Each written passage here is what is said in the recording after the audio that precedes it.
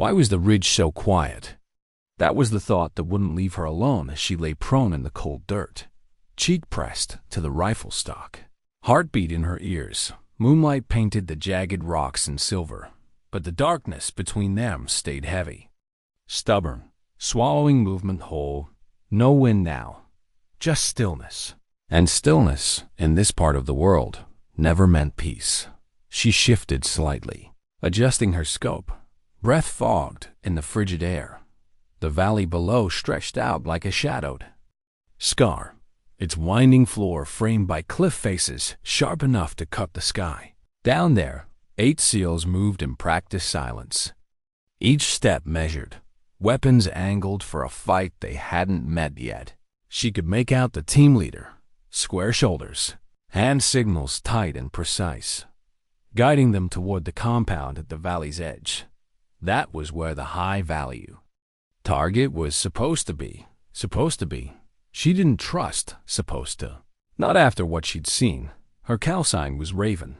The name had been given to her years ago, partly because of her habit of watching from above, partly because she carried her solitude like wings. She'd been on enough missions to know that silence on a ridge was sometimes the loudest thing in the world. Tonight, it was screaming. The intel said the ridge was clear. The thermal sweeps from command had shown nothing but rock. A recon team had been posted here earlier, Ridge Team Echo. Their job had been simple. Overwatch, watch the valley, cover the SEALs, keep the high ground secure. No one had heard from them in almost an hour. That alone should have stopped the mission. The missions rarely stop for the people who have to fight them. Through her scope, Raven tracked the SEALs as they skirted a jagged wall of stone. They were moving well. Too well. Maybe, like they believed the plan was still theirs to control. She felt a twist of something in her chest. Not quite fear, not quite anger. It was the familiar, quiet ache of knowing that some people never see the danger until it's too late. She'd been in their position once. Trusted the numbers, trusted the overhead maps, trusted that someone in a chair half a world away had her back. It had cost. Her 3 friends. The memory still lived in the bone-deep chill at the base of her neck. A voice crackled in her earpiece. Faint. Distant. Movement confirmed. Target inside, you are green. Command. She didn't answer. She wasn't on their frequency. The mission wasn't hers. Not officially. She'd been in these mountains for weeks, running her own operation, watching the passes, logging movements, intercepting fragments of Taliban radio traffic when she could. She hadn't planned to get involved. Not until she'd heard the chatter about an American team walking into a valley funeral. The phrase had repeated enough times over the enemy comes to stick in her mind like a thorn. She'd climbed before the sun rose, boots biting into stone, rifle slung tight, every step deliberate. She wanted to see the ridge for herself. By the time she got to the overwatch position, there was no sign of Echo, just scuffed dirt, 2 spent shell casings, and the deep, metallic smell of blood where the wind carried it. Now, lying here, her eye against the glass, she knew they weren't coming back. Down in the valley, the SEALs had reached the compound. She watched them breach the door, clean, quiet, and disappear inside. Her scope drifted to the ridgeline across from her. For the 10th time that night, she searched it for glints, shapes, any sign of human presence. The rock gave nothing back, and yet the stillness pressed harder. Her trigger finger rested lightly along the guard. She slowed her breathing.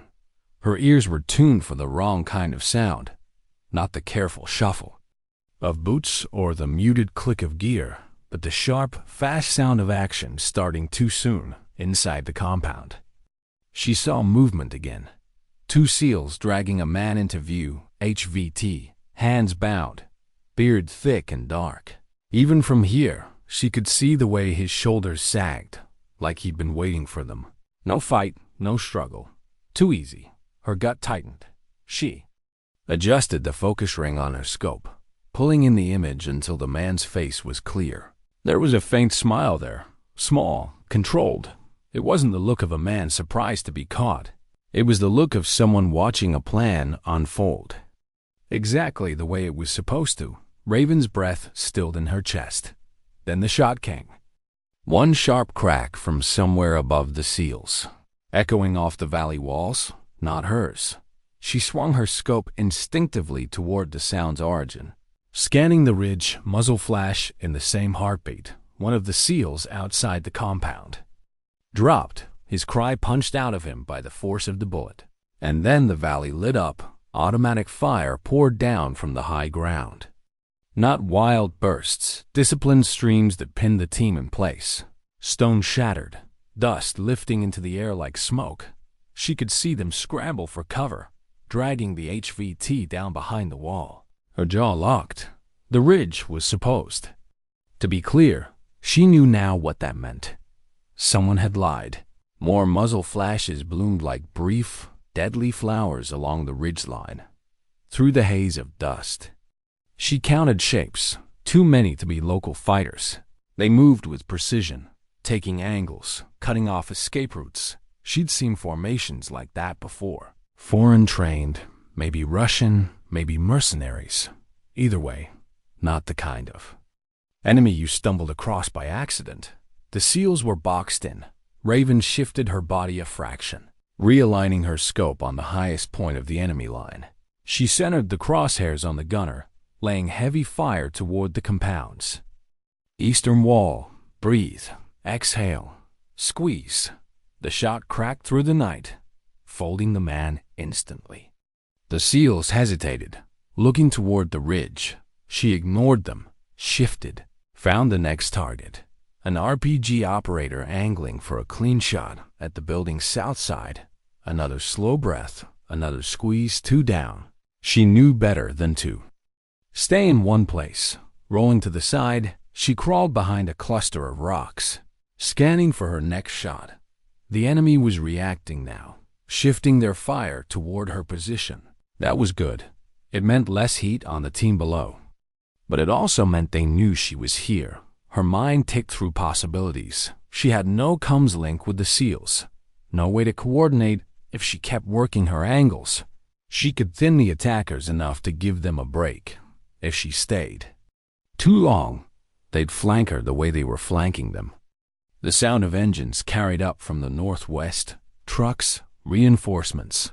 Her scope found the lead vehicle just as it crested a rise. She aimed low, squeezed, the tire blew. The truck swerving into the one behind it. Metal screamed against rock. Men scrambled from the wreckage, some firing blindly into the dock. She took 2 before rolling again, shifting to a new perch. Below, the seals were moving now. Taking advantage of the distraction, she followed their line of retreat, covering them with quick sharp shots. One of the men below, tall, moving with a limp, looked up toward her. She knew he couldn't see her through the dark, but she held the scope on him for a moment anyway. There was something in the way he moved, the stubborn refusal to slow, that felt familiar. She didn't linger. Another gunner was setting up on the far slope. She took him before he could finish. The fight wasn't over, not yet. But she'd bought them space and time, 2 things no one in a kill zone ever wasted. When she rolled to her next position, the ridge was already changing, the enemy falling back just enough to keep pressure without losing ground entirely. Whoever commanded them wasn't panicking, neither was she. But her hands were steady for a different reason. She knew this was only the beginning. What did they think when they saw her work? She imagined the moment down there, the quick, silent exchange of looks between men trained to trust only what they can verify. Someone on the ridge was dropping their attackers one by one, but she wasn't in their briefings, wasn't on their comms, wasn't even supposed to be there. That meant she was either a savior or a trap. She kept moving before they had time to decide. Another engine growled in the dark, the last of the reinforcements she'd heard minutes ago. This one was faster, headlights cut to slits, loaded with fighters who knew the ground better than they knew the map. She took the driver first, then a gunner who leaned out the back. The truck fishtailed to a stop, bodies scattering. She clipped one as he ran, then pulled back behind the rock. Return fire chewed into the stone. Chips of granite stung her cheek. She tasted grit and blood, but didn't flinch. Down in the valley, the seals had pushed to the compound's edge. She saw them hauling the HVT, the bearded man, through a gap in the wall. Even from this distance, she read the shape of his posture, relaxed. Not a man who feared capture, a man who knew more than he should. A ripple of unease ran down her spine. She slid her rifle into position again, scanning the enemy line for priority. Threats. 2 men were repositioning toward a low rise that would give them an angle on the team's retreat. She dialed her scope, measured the wind, and put each one down with a clean shot. Her shoulder ached from the recoil. She ignored it. The enemy fire was thinning, not gone, never gone, but no longer a crushing wall of lead. She could see the seals now, leapfrogging in twos, covering each other's movement. Whoever their leader was, he was good. Quick decisions, clear control, no panic. The kind of leadership you didn't always get on a night like this. Still, they were in a box. Raven scanned the ridgeline above them again, her mind tracing invisible lines, where she'd put shooters, how she'd cut off escape routes, where she'd hide claymores if she wanted to turn the next 100 meters into a graveyard. She didn't like how many of those lines intersected exactly where they were headed. Then she saw it, a figure moving along the ridge opposite her. Not a local, not part of the SEAL team, and not one of the attackers. The silhouette moved differently, slower, intentional, almost as if he were watching the same fight she was watcher watching a watcher. She thought about taking the shot, but her instincts said no. He hadn't fired a round. He wasn't in position to hit either side, for now. He was just another piece on the board she didn't understand. The SEALs reached a shallow ravine and dropped into cover. She saw one of them, limping badly, wave off help from his teammates. Pride or stubbornness, it didn't matter. Pride slowed you down. Stubbornness got you killed.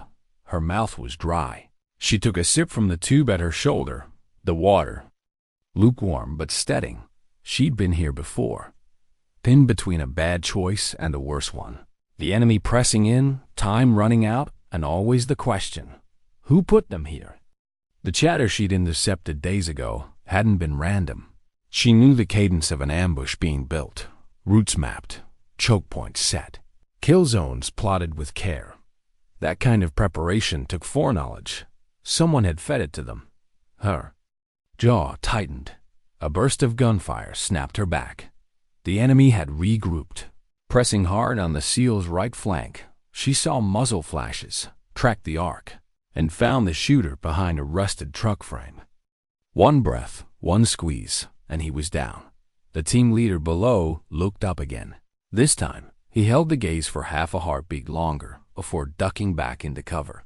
She wasn't sure if he'd guessed what she was, or if he just knew she wasn't trying to kill him. She shifted to a new position, crawling low, knees and elbows grinding against the rock. Every move felt amplified in the still air. In the back of her mind, the old lessons played: never stay too long, never shoot from the same spot twice, always leave them guessing. Halfway to her next perch, she froze, a sound, faint but wrong. Not the wind, not a distant burst. A scrape, a footfall, close. Her hand went to the sidearm without thought. Safety off, she scanned the dark just beyond her cover. For a moment, nothing. Then a shape eased into view. Crouched, rifle in hand, eyes sweeping the ridge. He hadn't seen her, not yet. She waited until his head turned just enough to give her the angle, then moved, one smooth motion, up and forward, her pistol steady. Drop in. The man froze. His accent, when he spoke, was foreign. Eastern European, maybe. You are not with them. That's the point, she said. He shifted like he might test her, and she squeezed once. The round took him through the shoulder, spinning him back. She didn't wait to see where he fell. She was already moving. The SEALs were climbing now, pushing toward higher ground on the western slope. She adjusted her own path to cover their ascent. For a moment, the fight felt balanced, her scope working in sync with their maneuvers. But balance in combat never lasted. The HVT stumbled. One of the SEALs yanked him upright, dragging him forward. The man's lips moved, but she couldn't read them from this distance. Whatever he was saying, it was for the team leader. Then she saw the flash in his eyes, the same faint smile. From before, her stomach turned cold. She didn't have time to process it. Two more muzzle flashes flared from the ridge, close enough to light up the enemy's faces. She recognized the discipline in their trigger pulls. Whoever trained them had known their craft. It made her angry, not the skill. She respected skill, but the waste of it on the wrong side of the scope. She dropped one, missed the second by a breath, adjusted, and took him before he could chamber another round. Below, the SEALs were making their final push to the top of the slope. Once they crested, they'd have a straight shot to the extraction zone. If it was clear, and she knew it wouldn't be. As she scanned the LZ through her scope, her gut clenched. 3 enemy fighters were already there, crouched over claymores, wires snaking into the dirt. She moved fast, adjusting her position for a clean angle. Her first shot took the man with the detonator. The second caught his partner mid-turn. The third, the runner, dropped before he could vanish behind cover. The LZ was theirs. For now, the SEALs poured into the clearing, one of them pulling a beacon from his pack, signaling for pickup. Dust swirled in the rotor wash of the approaching Black Hawk. Raven stayed on the ridge, scanning for any last push from the enemy. For a moment, there was nothing but the whine of the helicopter and the thrum in her own ears. Then she saw him, not one of the SEALs, not one of the fighters, a lone figure on the far ridge, rifle slung, watching her. Even at this distance, she felt the weight of the gaze. No wave, no signal, just a nod. And then he stepped back into the rocks and was gone. Why didn't she board the Black Hawk? The SEALs had made it. Bloodied, limping, but alive. The HVT sat handcuffed between 2 of them, head lowered. The helicopter's rotors hammered the air, lifting dust into a choking cloud. She could have gone with them, slipped into the cargo bay, disappeared into the anonymity of another unit's victory. But anonymity had its own price. On a military manifest, she would become a name, a call sign, a data point in a report, and that report would land on the desk of the very people she didn't trust. So she stayed on the ridge, prone again, rifle in the dirt, eyes scanning the tree line while the chopper lifted away. The second the sound faded, the valley seemed to exhale, but she knew better. In her world, quiet was just a breath before the next shot. She slid back from the edge, rising into a crouch. Her knees ached from hours in the cold. The gear on her back felt heavier now, as if it knew the decisions she'd just made. She adjusted the strap across her chest and began moving along the ridge, staying in the jagged shadow of stone. Her mind replayed the man on the far ridge, the nod, the disappearance. He hadn't been part of the enemy's firing line. He hadn't been with the SEALs either. His rifle had hung at rest, not in aim. She knew enough about the human silhouette to read intent from posture, and his intent hadn't been to kill her. It had been to acknowledge her. The question was, why? She descended toward a narrow draw that cut between 2 peaks, her boots sinking into loose shale. Each step sent small slides rattling into the dark. Her ears stayed tuned for the wrong sound. A rock shifted where it shouldn't be, a breath drawn in the wrong place. By the time she reached her camp, a shallow overhang she'd claimed 3 nights ago, her muscles burned. She shrugged off the pack and crouched by the small stove, heating water. The smell of instant coffee felt almost obscene after the night's chaos. She drank it slowly, letting the warmth spread through her chest. And then she opened her journal. The pages were filled with weeks of scribbled notes, coordinates, intercepted calls, half-heard names. She found the one she'd written only 2 days ago. Valley Funeral, 2 Ridges, Echo Compromise before dawn. She tapped a pen against the paper, thinking of Ridge Team Echo. She'd never met them, but she'd seen their trail, the casings, the drag marks in the dirt, the blood. If the enemy chatter was right, Echo hadn't been surprised in the valley. They'd been taken on the ridge itself. That meant the enemy had known exactly where to find them, and if the enemy had known that... She stopped. Someone was out there, close enough to feel in her bones. Her hand went to the rifle. She froze in the stillness, listening. The voice came from the dark just beyond the overhang. Calm, measured. You didn't take the ride.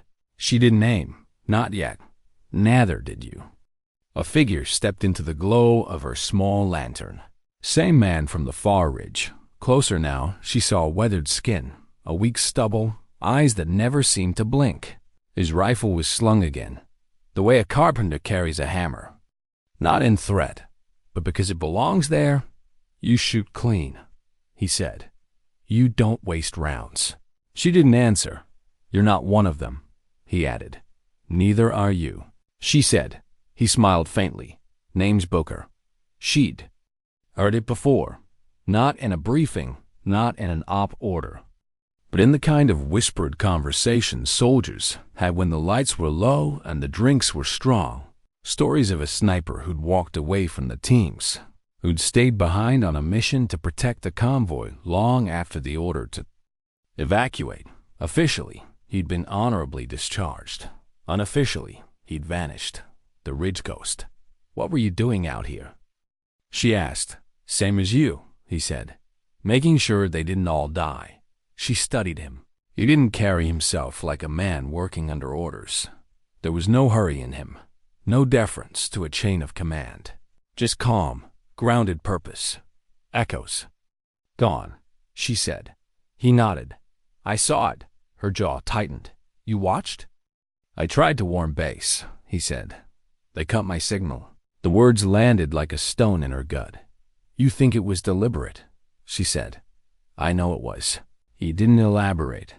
Just reached into his pack, pulled out a battered notebook, and slid it across the ground toward her. Names, coordinates, people who shouldn't be where they are. One of them's yours. She flipped it open on the third page. She stopped, Colonel Davis. Her pulse thudded once in her ears.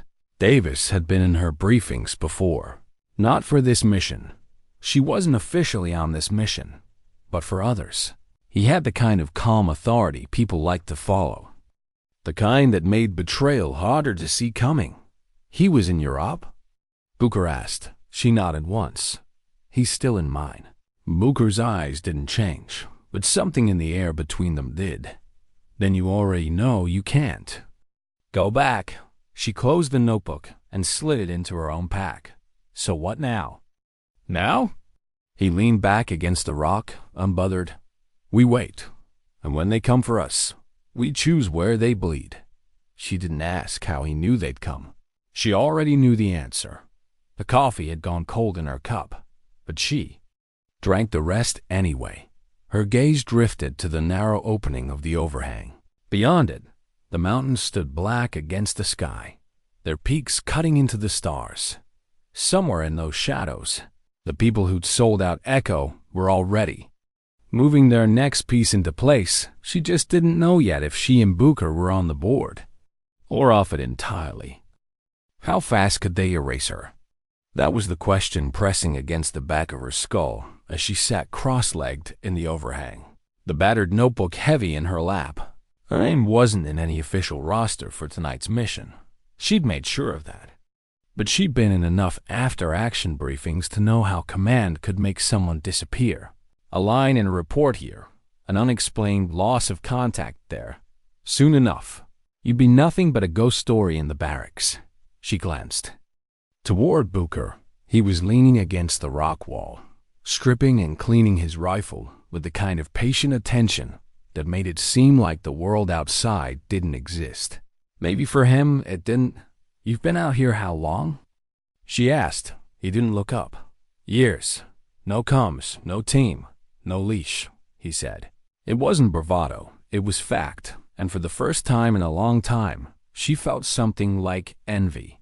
The soft static of her scanner pulled her eyes to the corner of the overhang. The unit was patched to an encrypted sweep she'd built herself from scavenged parts. 90% of the time, it picked up nothing but background noise. Tonight, the noise had a pattern. Booker noticed her stiffen. "What is it?" "They're talking about the valley," she said. "Not Taliban chatter. Clean English, military cadence, moving toward coordinates we both know." "Us? Yeah." Booker calmly reassembled his rifle, slid the bolt home. "How many?" "Doesn't matter," she said. "They're not here to talk." For a moment, the only sound was the low whine of the wind slipping through the rock. Then Booker reached for his pack. "You ever fight from the high side of the ridge?" She almost smiled. "I've lived on the high side of the ridge." They moved together without wasted words. Pack shouldered, gear checked, boots finding the trail down the back slope, where shale gave way to frozen earth. Every step carried them deeper into shadow. Her mind kept circling back to Davis's name in that notebook. A colonel with access to Overwatch data, insertion timelines, extraction points, enough influence to redirect teams, scrub files, and decide who didn't make it back. She remembered the way he spoke in briefings, warm, certain, like the sound of someone handing you a lifeline. She wondered how many had taken that rope, only to find the other end tied to a weight. By the time they reached the narrow pass, the voices on her scanner were closer. The kill team was moving in a wide arc, fanning out to cut off retreat. Professional, coordinated, not some contracted thugs hoping for a paycheck, but men who knew how to hunt other operators. Booker crouched by a cluster of boulders and began setting small charges along the rock face. "Tripwires," he said, voice low. "Silent till they step where I want them to." She knelt beside him, laying her own set of tools, pressure mines camouflaged under loose stone. They worked without needing to speak much, falling into a rhythm of motion that felt older than the night. When they were done, they moved again, scaling the outer wall of the pass until they reached an overlook. From here, the whole choke point lay in their sights, a natural funnel where the kill team would have to slow down, bunch up, and, if they were lucky, make mistakes. Her rifle settled into the dirt. Through her scope, she picked out the glint of movement. "Below, 6, she said. 7, Booker corrected, pointing with the tip of his barrel. "Last man's hanging wide right, probably the flank." The first figure stepped into the mouth of the pass. She recognized the way he moved, head on a swivel, rifle up, body low. This was a man who'd been in tight spots before. Booker let him go. The kill team filed in, one by one, spread tighter than they'd like. The third man stepped exactly where Booker wanted him to. The muffled hump of a trip charge snapped the night. The man went down in a silent flash, body folding into the dust. His partners froze. "Your turn," Booker said. Her first round took the point man clean through the visor. The second clipped the one just behind him before he could dive for cover. Below, shouts rose, sharp, efficient, but with the first threads of confusion. The man flanking right broke from the group, sprinting up the slope to try for their position. She adjusted, followed his movement, and fired just before he reached the halfway point. He tumbled back, sliding in a spray of loose rock. The remaining 4 were pinned, caught between the trap ahead and the fire from above. Booker took one, she took the next. And then it was quiet again. No celebration, no release. Just the knowledge that these 7 had been the first wave.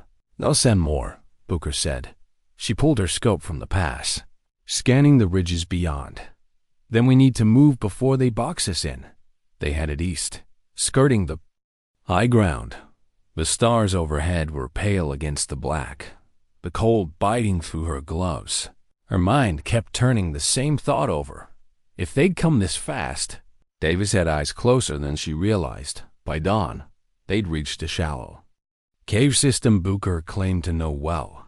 Inside, the air was cool, the rock damp. "This'll do," he said, setting his pack down. "For how long?" long enough to hear the next move. She sat against the wall, letting her rifle rest across her knees. The adrenaline had faded, leaving the heaviness behind.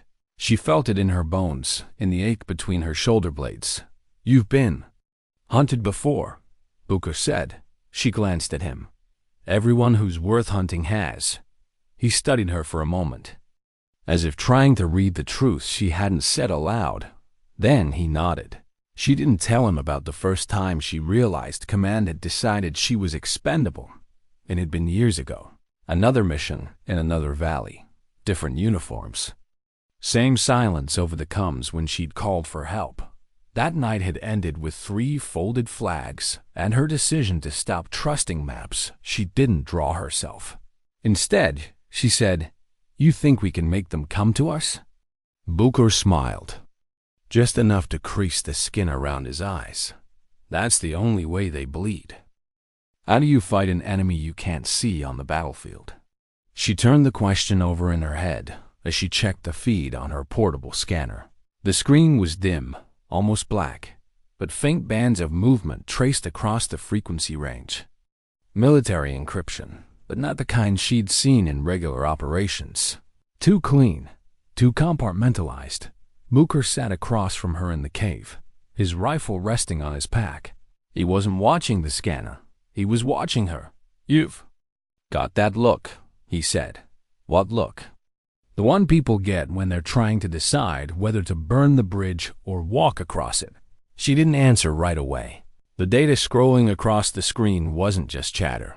It was an operations log, a ping sequence, updating in near real time, and she recognized the coordinates. "Asset recovery," she said finally. Booker's eyes narrowed. "You sure?" "Positive. I've run these ops. You keep your primary asset locked. You move it under deep cover, and you don't let anyone outside the clearance circle know what it is." She looked up. Except this time, they used an entire SEAL team. As the circle, Booker leaned forward. "You're saying the HVT was never the target?" "No, he was bait. The mission was to secure whatever they were moving through that valley. Echo got in the way. Then the SEALs did, and now us." Booker didn't ask how she knew. He just said, "What's the asset?" "Something airborne," she said. "Not a stock drone. Not something they could admit losing. If the wrong people found it intact, it would change the balance in this region overnight." He sat back. "So they bury the evidence by burying the witnesses," she nodded. "And now they've got a timetable to move it before anyone outside their chain gets wind." Booker stood, shouldering his rifle. "Then we don't let them move it." She followed him to the mouth of the cave. The morning light spilled cold across the peaks, painting every shadow in blue. Somewhere down there, a convoy would be prepping to transport a weapon the world wasn't supposed to know existed. Her gut said they didn't have long. "Can you get us close without being seen?" she asked. Booker gave her a look. "I've been here a while." They left the cave before the sun cleared the ridges. The route he took wasn't a trail so much as a memory. Narrow ledges where the wind pulled at their shoulders. Switchbacks that disappeared into rock slides. Passages so tight they had to pass their packs through one at a time. By midday, they were overlooking a valley floor littered with rusted track lines. The skeleton of an old Soviet rail network. "There," Booker said, pointing to a low tunnel entrance half hidden by brush. 2 flatbed trucks sat outside, flanked by armed guards. Men in desert camo moved crates from a staging area into the tunnel. "They're loading," she said. "Which means the asset's already here," Booker replied. They watched for nearly an hour, counting guards, tracking movement. At one point, a crate the size of a small car was wheeled into view, its metal casing marked with stenciled warnings she didn't recognize. "That's it," she said. "Has to be." Booker slid his pack around and pulled out a small black device. EMP. Grenade. 15-second delay. It'll fry anything electronic inside 100 meters. She studied the tunnel entrance again, and after that, he said, "We bury it." The plan came together without much discussion. He'd work the charges. She'd cover the approach. Take the first shots if they were spotted. Timing would be everything. The EMP first, to kill. The tech, then the charges to seal the tunnel and anything inside it. They waited until the light began to fade. When the shadows grew long enough to swallow the movement on the ridge, Booker slipped down the slope like water, keeping to the dead ground between sight lines. She followed, rifle slung, every muscle tuned to silence. At the base of the slope, the sound of voices drifted from the tunnel. Not shouting, but clipped, low orders. She took a knee behind a boulder, sighted in on the nearest guard.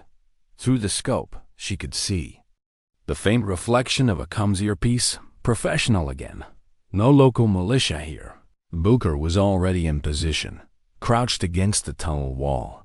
The EMP in his hand, he glanced back at her once, then pressed the trigger.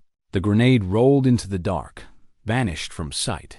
15 seconds later, the tunnel spat a faint pop, followed by the sudden silence of systems dying, the hum of generators.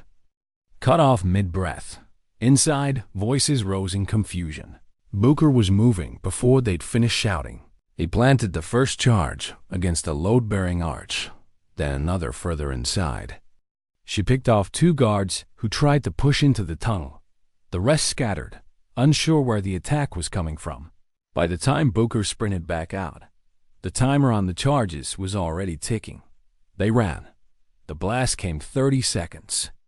Later, a low, rolling roar that shuddered through the ground beneath their boots.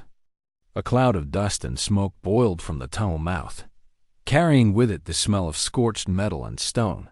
She turned once, watching the last of the guards vanish into the haze. There was no way to retrieve what was buried in there now. Booker slowed only when they were halfway up the ridge again. He stopped, leaning on his rifle. That's one less thing they can use against anyone. She nodded, though the knot in her chest didn't loosen. And one more reason for them to come. After us. Booker's smile was brief and humorless. Then we stopped waiting for them. The sun was gone by the time they reached the next pass. She could feel the fatigue in her legs, but her mind was already ahead, tracing routes, thinking about supply drops, safe houses, people she could still trust, if there were any left. As they set up camp for the night, she caught Booker watching her again. "What?" she asked. "You didn't hesitate," he said. "When you saw what they were moving, you knew it had to go." "I've been on the wrong side of those crates before," she said quietly, "and I'm not doing it again." For a long moment, they sat in silence, the only sound the soft hiss of the wind outside the cave. Somewhere far below, in the wreckage of the tunnel, the last traces of the stolen drone were cooling in the dark. Neither of them believed the fight was over. It had just shifted. How long before they realized the drone was gone for good? She guessed hours, not days. The people who'd sent a kill team into the high ridge weren't the type to shrug and move on. They'd want confirmation, they'd want payback, and they'd want it fast enough to keep the story from spreading beyond the people paid to keep it quiet. The morning after the blast, she woke to the faint static of her scanner, not the random hiss of background noise, but structured bursts, encrypted. Someone was pushing orders through a private channel. Booker was already awake, seated on a low stone ledge at the mouth of their temporary shelter. His rifle rested across his knees, hands loose, eyes scanning the horizon. "They've got movement in the low valley," she said. "Not supply trucks, not patrols, strike team profile." He didn't ask how she knew. He just said, "How many?" 10 minimum, could be more. Booker stood, slinging his rifle. "Then we don't make it easy for them." They left the cave within minutes, taking a narrow goat path along the ridge that led toward a safe house Booker claimed he'd kept. For years, the climb was steep, the wind biting hard against their faces. Below them, the valley floor lay in shadow, the figures of the strike team moving like slow black ants. "Davis won't let this go," she said as they moved. Booker's expression didn't change. Good. Neither will we. The safe house sat wedged between two sheer rock faces, invisible from the valley unless you knew exactly where to look.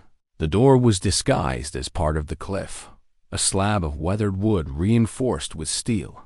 Inside, the air was dry, faintly metallic. Supplies were stacked neatly against the walls.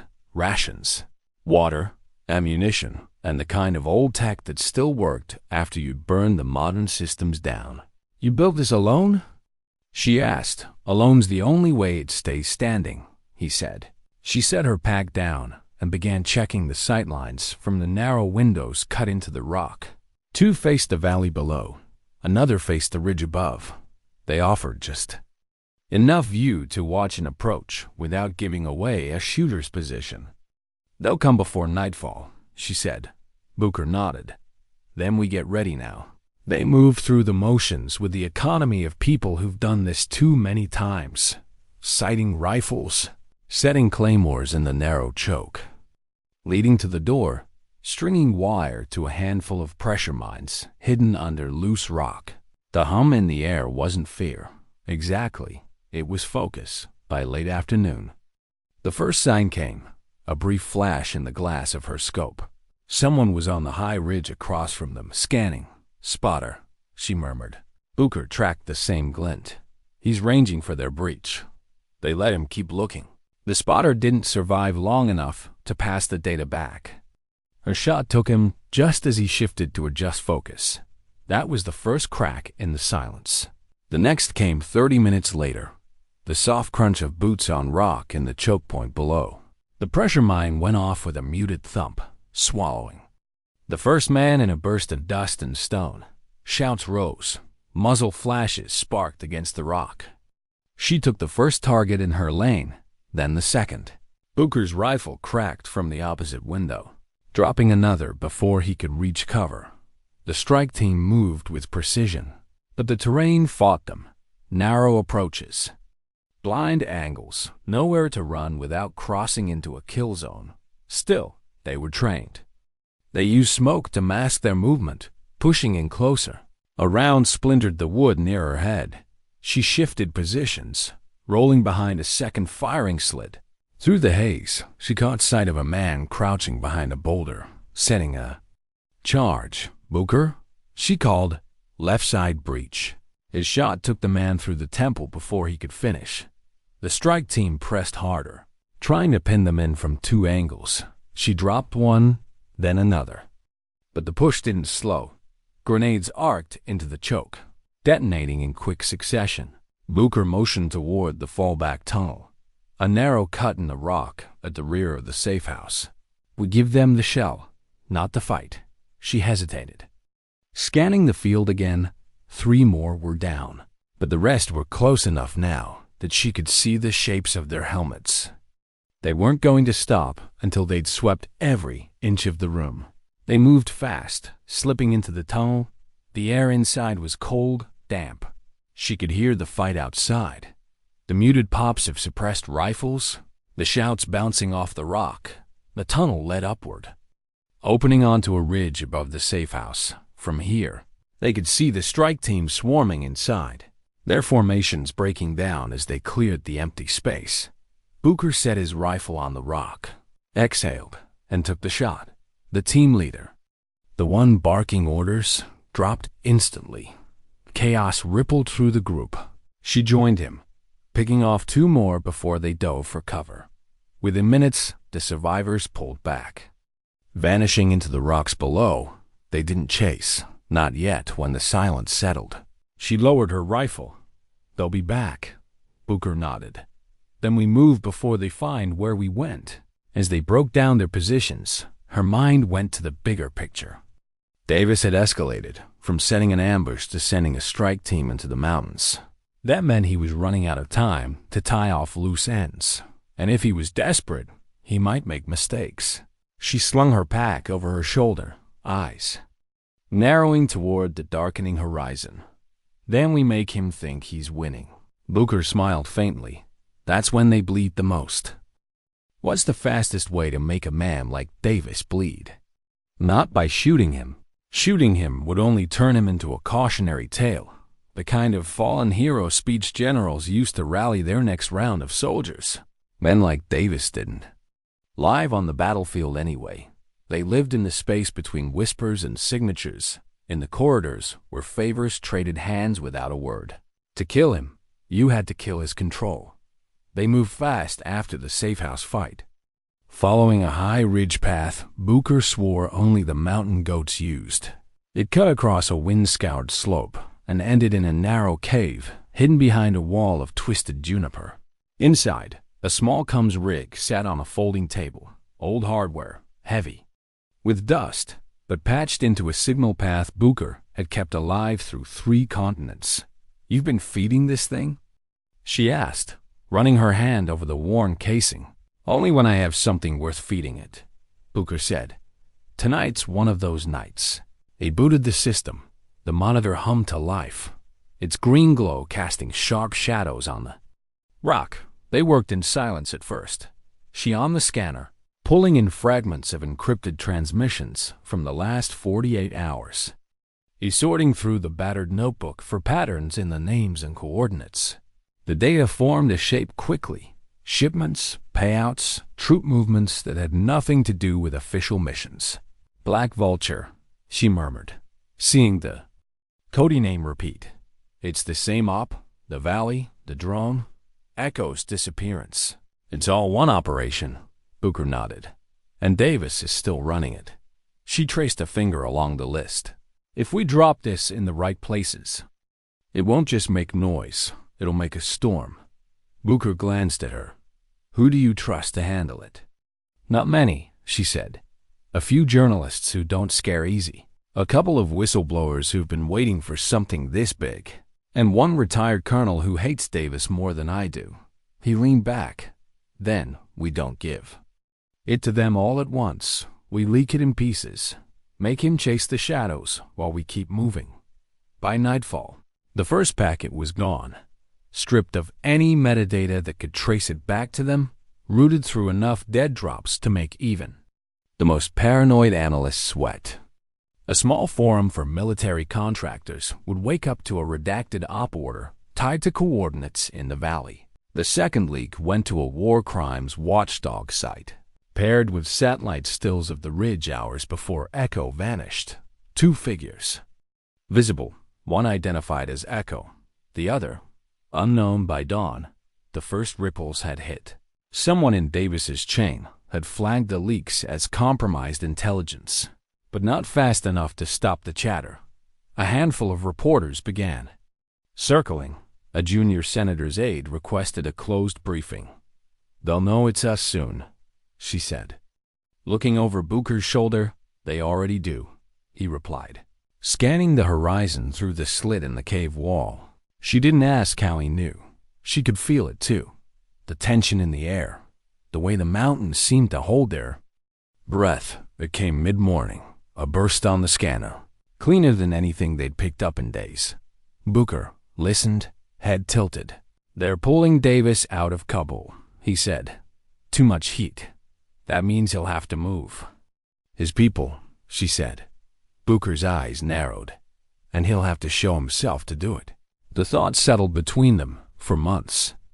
She'd been living in a war built on distance, trading shots with people she'd never see up close, dismantling plans made in rooms she couldn't enter. But Davis wasn't a shadow anymore. He was a man with a travel schedule, a security detail, and a list of loyal killers running shorter by the day. "This is our window," she said. Booker's voice was calm. "Then we make it count." They spent the rest of the day prepping.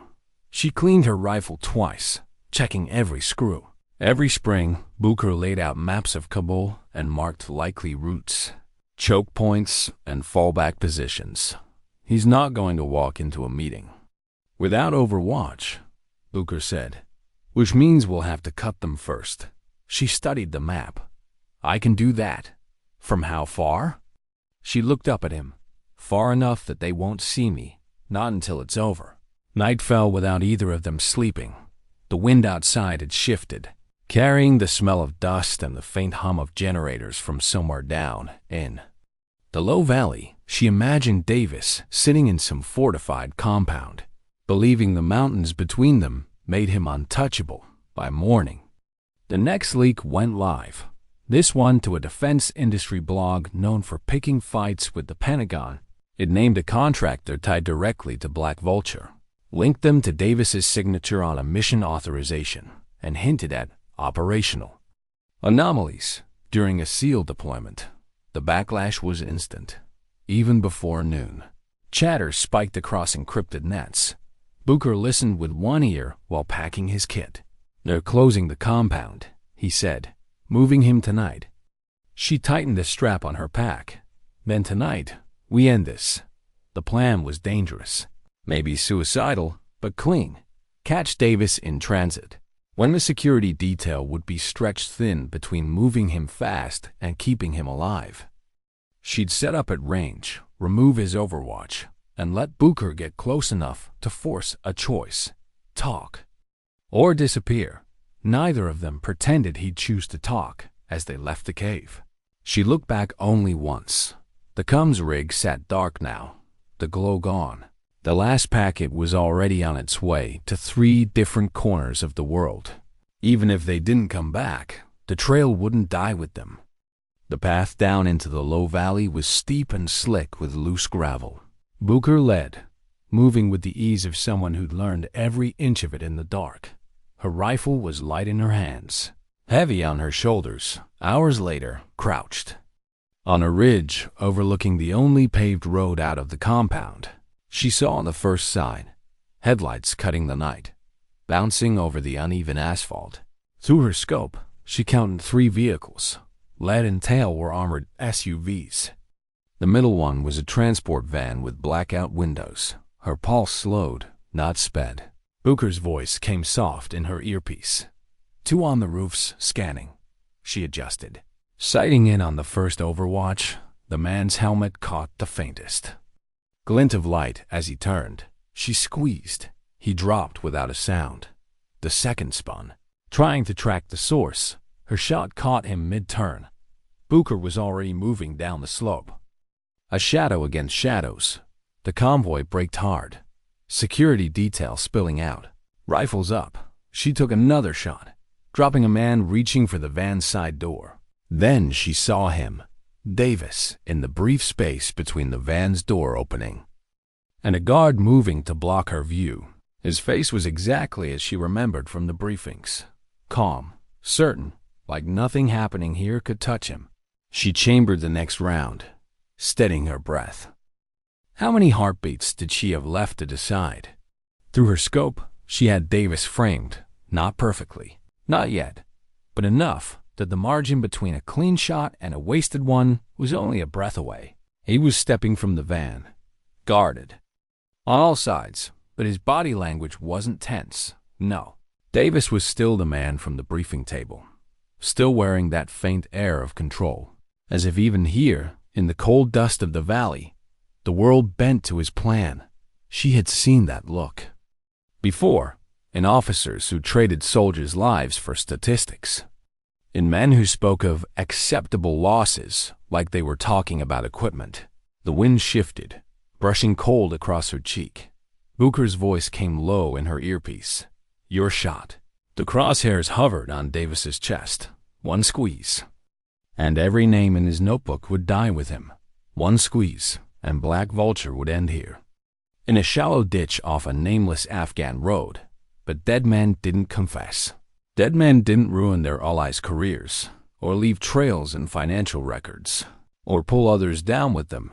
She exhaled, moving the scope just enough to track the guard to Davis's left. He was younger, quicker, the type who'd react without thinking if the convoy was hit. She squeezed. The guard dropped. Chaos rippling through the line.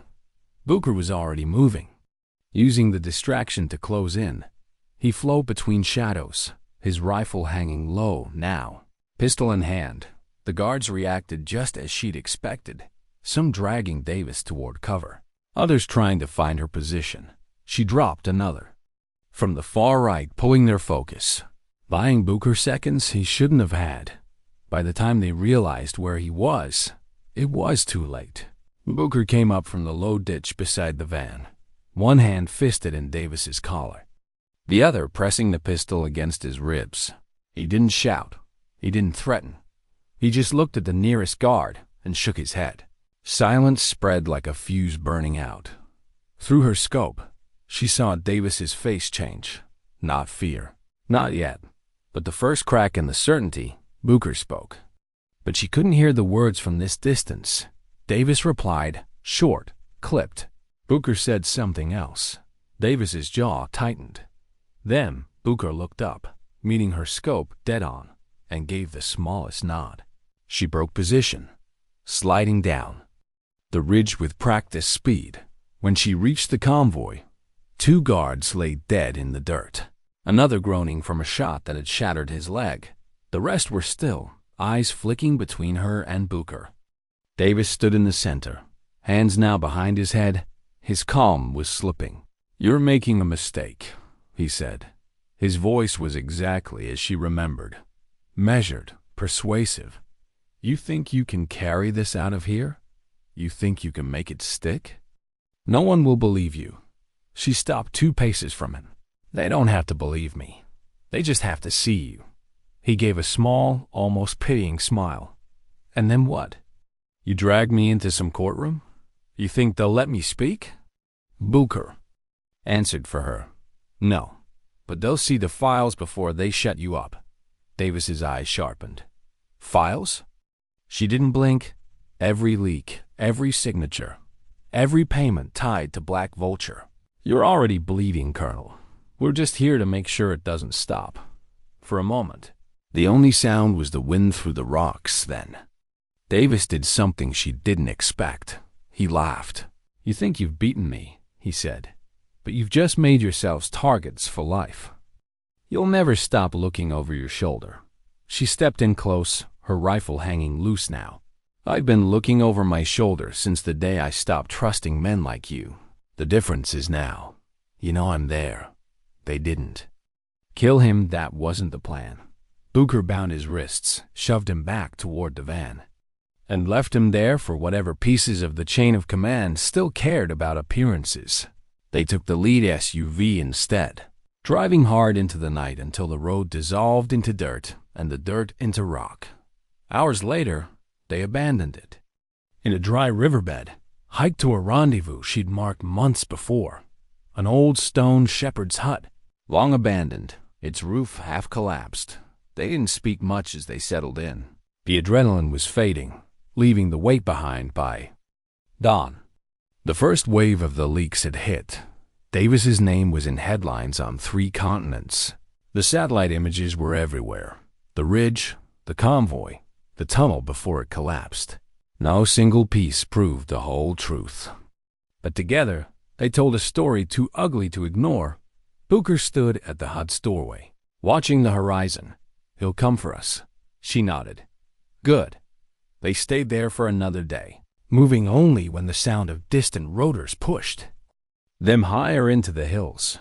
Somewhere behind them, men would be sweeping the roads, searching villages, tightening the net. The mountains were patient. So were they on the 3rd night. They parted ways without ceremony. Booker headed west, toward another set of coordinates she didn't ask about. She went east, toward a contact who could hide her long enough to plan the next step. She knew they'd cross paths again. People like them always did, weeks later in a dusty cafe in a border town that didn't officially exist. She saw a headline in an abandoned newspaper. "Colonel resigns amid investigation." The photo was small, grainy. Davis in civilian clothes, walking away from a government building. His face turned from the camera. No charges, no trial. Just a quiet exit wrapped in the language of personal reasons. She folded the paper once and left it on the table. Some victories didn't look like victories. She stepped out into the street, the sun hot on her face, the world moving around her as if nothing had changed. Maybe, for most people, it hadn't. But somewhere in the space between whispers and signatures, one less man believed he was untouchable. And for her, that was enough. Sometimes. Dignity doesn't speak, it simply acts.